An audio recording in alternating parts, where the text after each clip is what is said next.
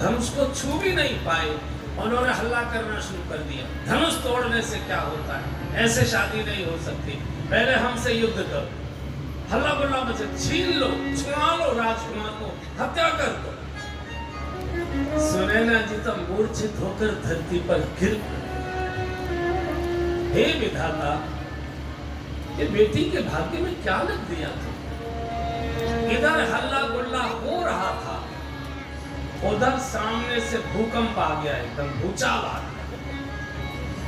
यहाँ धनुष टूटा और धनुष के टूटने की टंकार समस्त भुवनों में भरे। भुवन घोर कठोर रवि रवि बाजी तजी मारग चले, भरे भुवन घोर कठोर रवि रवि बाजी तजी मारग चले, शीतल निधि गज डोर मही मही खोल पूरम हरि महे, शीतल निधि गज डोर मही मही पूरम हरि महे, सुर असुर मुनि कर कान दीने, सकल विकल विचारहि, सकल असुर मुनि कर कान दीने, सकल विकल विचारहि, ओ दंडे राम तुलसी जयति वचन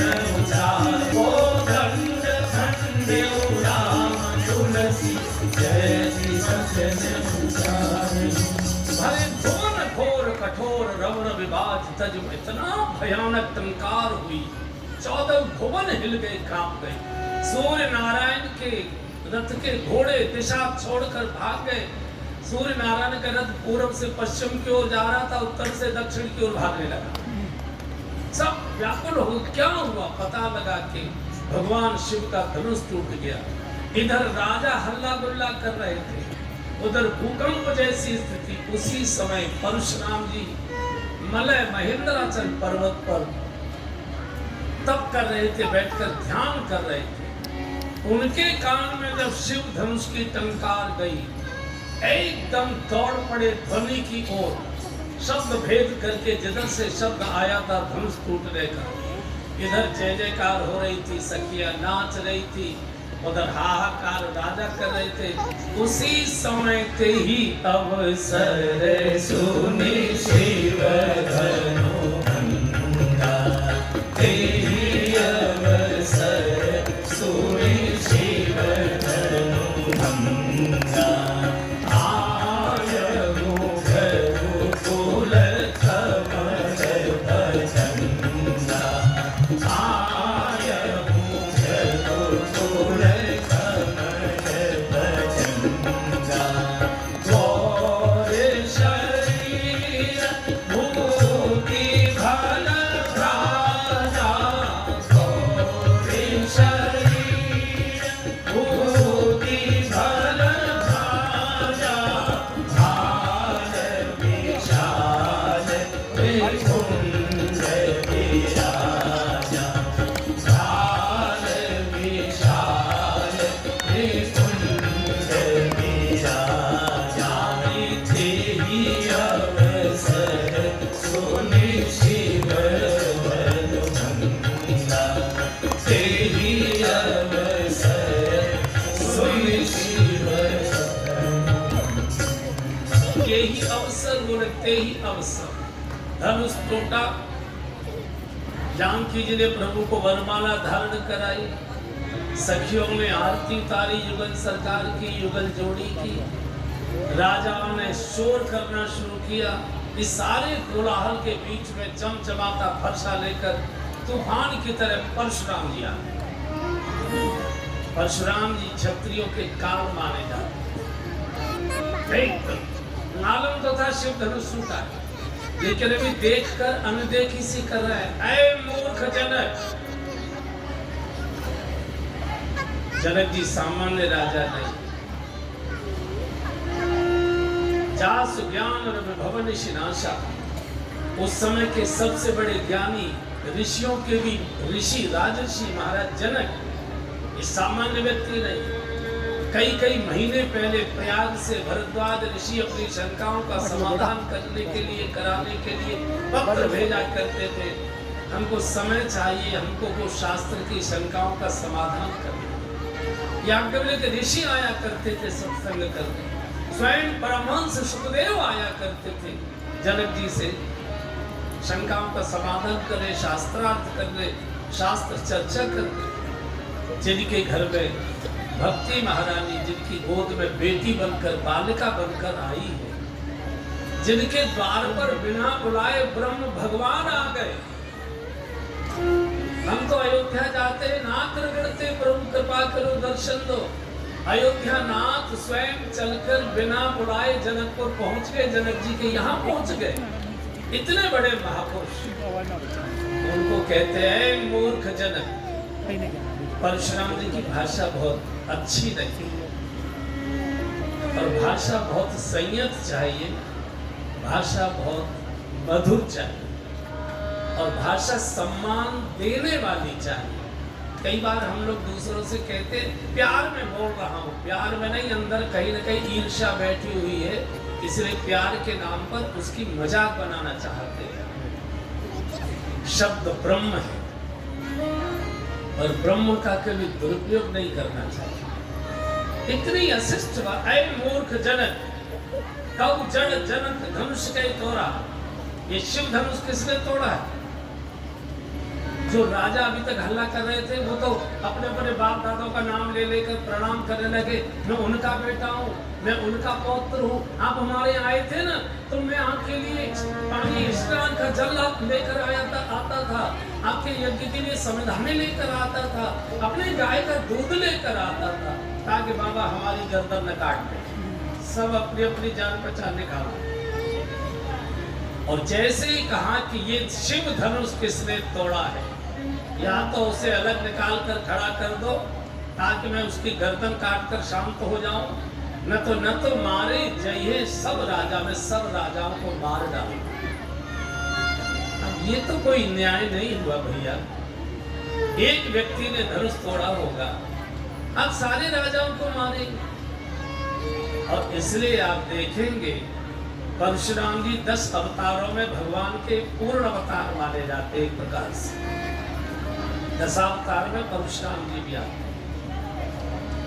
दूसरे अवतार की जरूरत क्या थी? जब एक बार भूभार हरण करने, धर्मशास्त्र की रक्षा करने के लिए परशुराम जी के रूप में भगवान का अवतार हो गया, दूसरे अवतार की क्या जरूरत थी? भगवान को क्यों आना पड़ा? चूंकि आक्रोश इनमें ज्यादा बढ़ गया, बहुत ज्यादा।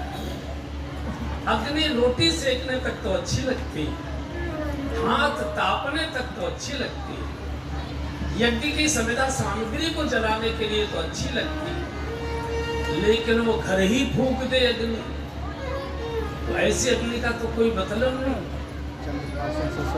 जल्दी से निकाल कर उसे एक तरफ खड़ा करो, नहीं मार डालो, सबको मारो।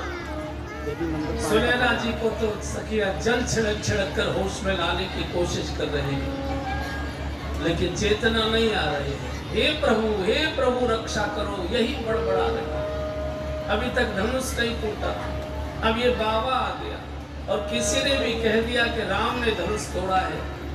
अभी तो मेरी बेटी के हाथ पर हल्दी भी नहीं लगाई, वैधव्य की घड़ी आ गई, गर्दन काट दी। सखियां तो सुनैना जी को एक तरफ ले गई उस कोलाहल से।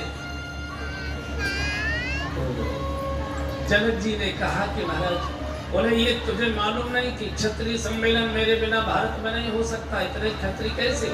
बोले बिटिया को बुलाया, बोले बिटिया का स्वयंवर था, इसमें सब आए थे। जानकी जी ने विशेष झुकाकर प्रणाम किया। एक क्षण तो भक्ति महारानी का दर्शन करके शांत हुए, लेकिन जो टूटा धनुष पड़ा था, चीख पड़े, कौ जड़ जनक धनुष के मार डालूंगा। सब लोग डर रहे, थर थर कांपे पुरनरनाथ, सब कांप रहे। उधर विश्वामित्र जी के पास लक्ष्मण जी खड़े थे और मन मन में मुस्कुरा रहे थे कि ये बाबा तो मेरे मतलब का आया है, अगर मेरी भेंट हो जाए तो अभी आनंद आ जाए।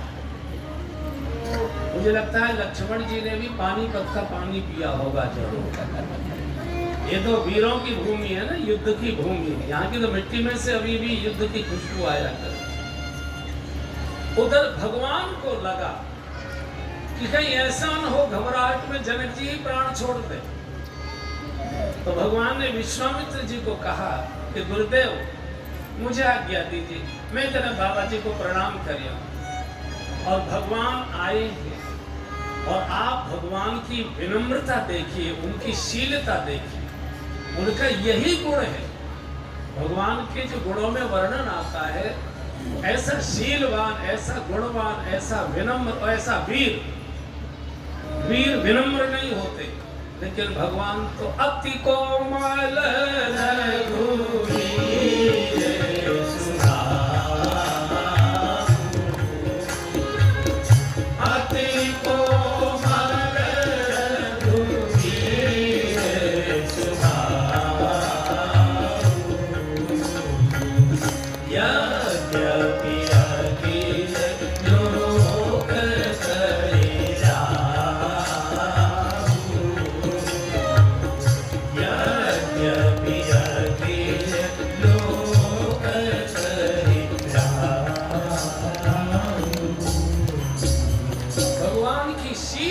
कितनी मधुर बोली, बोलन मिलन विनय मन हरे। भगवान जिससे बात कर लेते थे उसके मन को हरण कर लेते थे। इतना प्रभाव की, इतनी माधुर्यपूर्ण बोली भगवान। परशुराम जी हमेशा फरसा हाथ में रखते थे। जितने क्षत्रिय राजा थे देश में वो सब एक तरकस रखते थे। परशुराम जी 2 तरकस रख के चलते। 24 घंटे फरसा हाथ में चमचमाता रहता था। सोते जागते, नहाते धोते, खाते पीते, फरसा हर समय हाथ में। नाम ही परशुराम पड़ गया। इनका नाम राम था, लेकिन चूंकि शस्त्रों से इनको इतना प्रेम था, फरसा से इतना प्रेम था, उसे छोड़ते ही नहीं थे 1 मिनट, इसलिए नाम ही परशुराम पड़ गया। भगवान श्री राम की और भगवान श्री परशुराम जी की दोनों की मान्यताएं एकदम अलग अलग हैं। परशुराम जी की मान्यता है कि समाज में जितने कठोर कानून बनाए जाएंगे, समाज में जनता को जितने कठोर कानूनों का भय दिखाया जाएगा, उतना समाज शांत और व्यवस्थित रहेगा। भगवान श्री राम की मान्यता है कि जितना समाज में प्रेम पैदा किया जाएगा, उतना ही समाज में शांति और व्यवस्था होगी। आक्रोश से, तनाव से, झगड़ों से, झंझटों से, इससे शांति नहीं होगी। और परशुराम जी का जो सिद्धांत था वो अधूरा था। कानून से आदमी थोड़ी देर तो चल देता है, लेकिन धीरे धीरे वो जो काले कोट वाले महापुरुष होते हैं, वो कानून में से नया रास्ता बता देते हैं कि ऐसे ऐसे कर लो, चल जाएगा। कानून एक सिद्धांत नहीं है, एक संकेत है। जैसे सड़क पर संकेत लगे रहते हैं, तीर के निशान लगे रहते हैं, और आप उन्हीं के आधार पर आगे यात्रा बढ़ाते चले जाते हैं कि रास्ता इधर ही जा रहा है, तीर के निशान इधर ही। कानून केवल इतना ही काम करता है, बाकी तो मनुष्य का विवेक है, उसकी बुद्धि और विवेक से ही व्यक्ति चलता है। डंडे के भय से पशु लाइन पर चलते हैं, मनुष्य डंडे के भय से नहीं चलता। हमने स्वयं देखा है, आप में से अनेक बंधुओं ने भी अनुभव किया होगा। सन 1975 में आपातकाल लगा, इतने कठोर कानून बने और कुछ दिन तक तो सब ठीक ठाक रहा। ऑफिस समय से खुलने लगे, ऑफिसों में कर्मचारी समय से आने लगे, रिश्वत बंद हो गई, रेलगाड़ियां समय से चलने लगी, अस्पतालों में डॉक्टर ठीक समय से बैठने लगे। एक कुछ दिन तो 2, 4, 6 महीने तो ठीक चला, उसके बाद सब वैसा का वैसा ही हो गया। तो कानून को बहुत मार्गदर्शक संकेत के रूप में मानना चाहिए। जीवन चलता है विवेक से, और लोग कानून की कैसे धज्जियां उड़ाते हैं। मैंने बताया ना कि जो काले कोट वाले महात्मा जी होते हैं,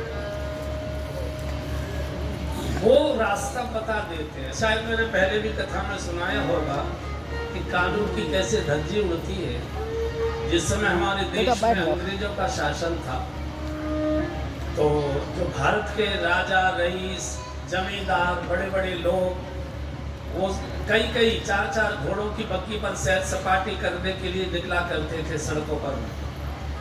अंग्रेज जो अधिकारी थे वो डरते थे कि क्रांतिकारी मार डालेंगे, लेकिन उनको चिढ़ लगती थी कि हमारे गुलाम हैं और हमारे सामने 4 घोड़ों की बग्गी पर ये सवारी करते हैं।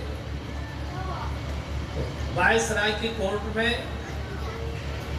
ये केस डालकर और अधिकारियों ने प्रस्ताव पारित करा दिया, अध्यादेश जारी करा दिया कि कोई भी भारतीय नागरिक 4 घोड़ों की बग्गी पर सवारी नहीं कर सकता, दंडनीय अपराध है।